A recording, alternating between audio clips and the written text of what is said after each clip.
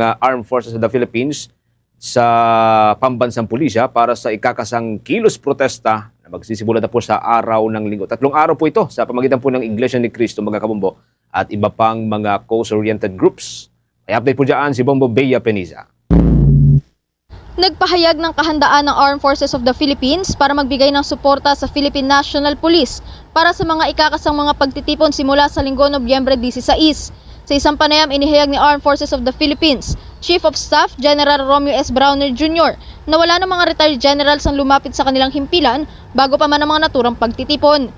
Kasunod dito, sinugundahan rin ng general ang mga nauna ng pahayag ni Department of National Defense Secretary Gilberto Teodoro na ang mga usapin naman hinggil sa umano'y destabilisasyon ay pawang mga ingay lamang sa politika na siyang labasnaan niya sa mandato ng Sandatahang Lakas ng Pilipinas. Sa ngayon ay nakatutok na anya ang Sandatahang Lakas sa pagbibigay ng mga kakailanganing suporta ng pambansang pulisya upang masiguro na patuloy na maipapatupad ang peace and order sa kabila man ng mga kilusan na ito. No. So wala na pong nag-reach out ng mga retired generals. Yun nga, sabi nga ni SND kanina, these are just all noise. Pero sa atin po ay we will still be of assistance to the Philippine National Police. Tuloy-tuloy po yung pag-assist natin sa kanila when it comes to maintaining the peace and order, especially during activities like this, yung rallies. So for this November 16, 17, and 18, ang AFP po ay nakahanda na sumuporta sa ating Philippine National Police so that mapanatili natin yung kapayapaan and the peace and order. Kaugnay naman sa listahan na inilabas ng kolumnista na si Ramon Tulfo at maging sa mga usapin hinggil sa pagkakasa ng mga destabilization efforts, inihiyag ni Browner na patuloy pa rin na bineberipika at sumasailalim sa malalim na pag-iimbestiga ang naturang listahan na to na nilalaman ng mga retiradong general.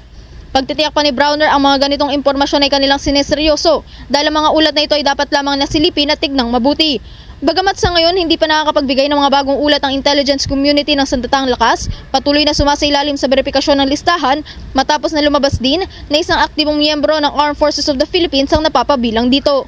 Pagtitiyak naman ni Browner, sisiguraduhin nila na walang aktibong miyembro ang makikibahagi o masasangkot sa mga ganitong klase ng unconstitutional activities.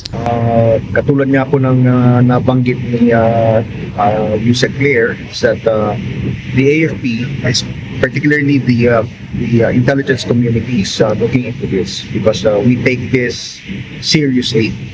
Kasi nga po, pag may mga ganyan na sinasabing destabilization plots ay syempre ay kailangan na tignan po natin na maigi.